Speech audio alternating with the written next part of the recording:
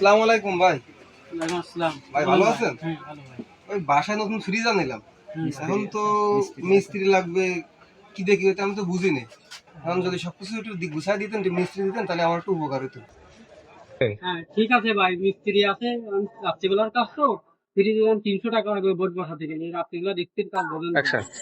ভাই ফ্রিজ কিনলাম 15,000 টাকা দিয়ে, আপনার বোর্ড লাগাতে 300 টাকা? ভাই ফ্রিজে বোর্ডটা লাগাই দেন, একটু কম বেশি করে নিয়ে নেন। 300 না হলে তো 50টা কম নিয়ে নেন। ভাই ঠিক আছে, তো আমি বুঝেছি, কিন্তু ব্যাপার হচ্ছে কি, কারেন্টের কাজ, রিক্সের কাজ, যানবাহনের নিরাপত্তা তো আপনি দিতে পারবেন না, কাজটা তো আমারই করা লাগবে।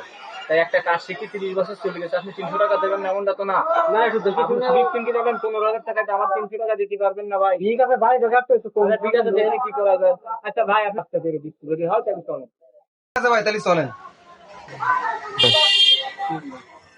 ঠিক আছে, চলে গেলাম, আসি।